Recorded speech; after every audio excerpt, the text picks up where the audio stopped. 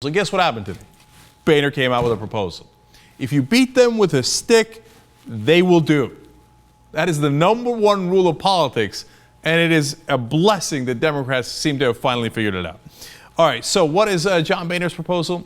Well, it seems like a $2.2 trillion proposal in tax increases, kind of, and spending cuts, largely, of course. So they claim $800 billion in new revenue, but guess what they're doing in their proposal? They would lower the tax rate. Of course! And by the way, there are no specifics. So they just say, well, we would take away a lot of deductions and loopholes to get at $800 billion, despite the fact that we'd actually be giving the rich a $200 billion tax cut by lowering their rates. And what are those? So you're going to take away everybody's home mortgage deduction? Oh, that's for the negotiations. Well, I could say that too. Okay, I'm going to do a $6 trillion tax increase. Where is it from? I don't know. Okay, so that part's partly nonsense, but we're getting to the good stuff.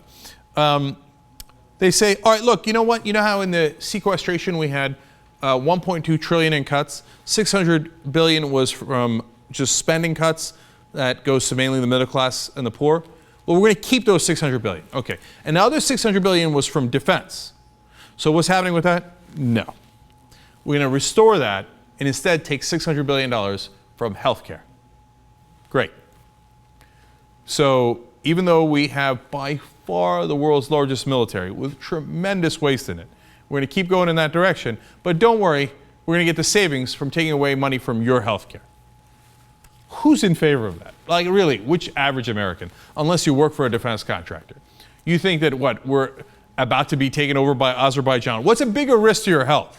Not having health care or being invaded by Azerbaijan? Come on. All right, now what are more of their savings? Well, here they're starting to get a little honest, and this is good because it's going to cost them a lot of political damage. And that's why President Obama wanted them to do their own proposal. They say they want seniors, rich seniors, to pay more for Medicare. Now, I'm opposed to that too. Why? Because I want to protect the rich? No. Because I don't want to turn Medicare and Social Security into a welfare program. It is not. It's an insurance program. You pay into Social Security and Medicare, you get it out. I don't care if you're rich, I don't care if you're poor or you're middle class.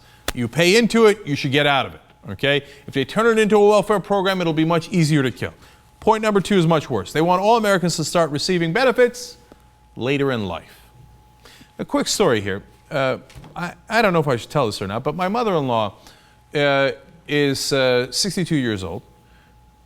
She's about to be 62 years old. So she'll be even more angry at that. And she's waiting to 65, where she's going to retire. She's worked really, really hard her whole life. Now, if they move the goalposts, they say, ha, now you got to work to 67. Now, look, the thing is, it's one thing on Social Security. But they say, well, you know, you can get Social Security and retire anyway. No, you can't. If you don't have Medicare, how in the world are you going to afford insurance if you retire between the ages of 65 and 67? You have to keep working just to stay on insurance. Anybody who's near that age, has any experience with it, knows exactly what I'm talking about. If you're not working for an employer that provides you insurance, and you're on your own, you're going to get health insurance at the age of 65? And how much are you going to pay for it? They'll take that arm and leg from you right now, and then you're going to need health insurance for that. So this is basically saying, no, get back in there. I want you to work 2 more years, and I'm taking money out of your pocket. And by the way, does it lead to savings? No. Private insurance costs more than Medicare. So overall, that actually increases the amount of money we spend on healthcare, thereby making the budget worse and everything else worse. But it does go to private insurers. It's really sick.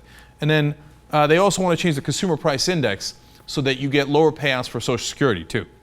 Now, they're not perfectly clear on exactly how they would do that. They haven't specified the ages, the number they would bring the CPI to, et cetera, right? Because of course they don't want damage. But I would get them on the record. If I was a reporter, I would say, okay, all I need is one thing from you. You say you would change the Medicare age. Great. So what would be the age? It's 65 now. Just tell me the age. That's all. Look, it's the fairest question in the world. You make this bold proposal, you claim, and it's actually going to save us money. Okay, fine. Well, how? What age would Medicare start at? And the minute they say 67, which is, of course, their proposal that we have heard through reporting in the negotiations they have in the past, Okay, great.